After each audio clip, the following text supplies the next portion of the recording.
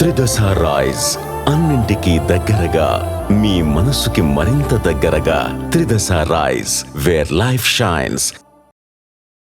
అధికారం ఉందా? వాళ్ళకి ఎమ్మెల్యే ఉందా? వాళ్ళకి ఎంపీ ఉందా? వాళ్ళ ప్రభుత్వం ఉందా? ఎందుకేయాలి మరి ఓటు? ఎందుకేయాలి?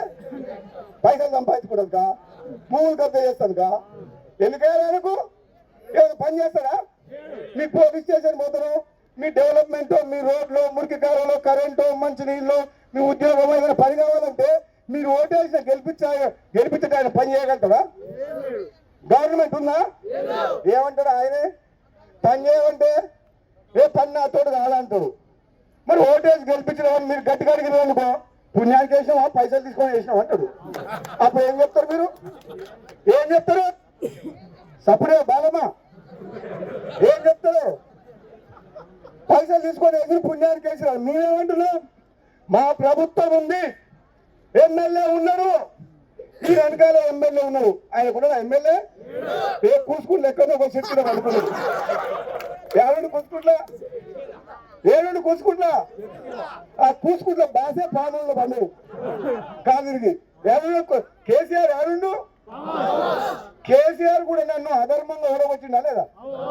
నేను ఉప ఎన్నికలకు పోతే మన కాంగ్రెస్ పార్టీ ఎమ్మెల్యేలను తీసుకొని ప్రజాస్వామ్యంలో ప్రతిపక్షం లేకుండా చేసి మోసం చేసి మన మున్గోడుకు అన్యాయం చేస్తే రాజీనామా చేసి కొట్లాడితే 100 మంది ఎమ్మెల్యేలను తీసుకొచ్చి ఊరుకో ఎమ్మెల్యేని మంత్రిని పెట్టి అధికార దుర్వినియోగం చేసి ఓడగొట్టలేదు నన్ను.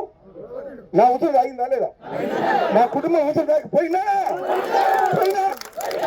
మరి అప్పుడు మా ఎన్నికలప్పుడేమో మీకేమో పైసలు వచ్చాయి, పైసలు వచ్చినాయి. వచ్చినాయా రాలేదా? ఇంటికైనా వచ్చినాయి, పైసలు వచ్చినాయి. నాకేమో నా పదవి పోయింది.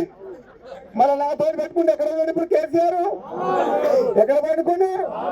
కేసీఆర్ ని గడ్డ దింపేందుకు మళ్ళా వచ్చి కాంగ్రెస్ లకు కొత్త దెబ్బకు పోయి ముసలి పడ్డాడు, నడువు నిరిగి పడ్డాడు. ఉంటుందా కేసీ? ఇప్పుడు నిరంజన్ సంగతి వదిలిపెట్టు. అసలు కేసీఆర్ కుటుంబం ఏదో ఉంటుందా? బీఆర్ఎస్ పార్టీ ఉంటుందా తెలంగాణలో? బిడ్డ వచ్చే బయటకు వచ్చి చెప్తుంది, బిడ్డ చెప్తుంది 10 ఏళ్లలో మా బీఆర్ఎస్ దోసుకుని అని చెప్పి బిడ్డనే చెప్తుంది. చెప్తారా బిడ్డ?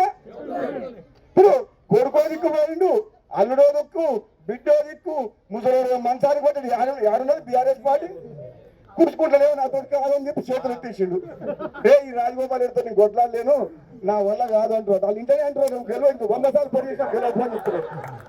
గెలుస్తారా? కూసుకుంటా గెలుస్తారా? కూసుకుంటే మరి ఉన్నాను భూ కబ్జాదారులు, నా ఎమ్మడి ఉన్నాను మస్తాను, పప్పురాజు, ప్రభాకరు. ఒక్క రూపాయి తిన్నట్టు ఎక్కడ చూపిస్తారా? ఈ 20 ఏళ్ళ నుంచి రాజకీయాలు ఉన్నా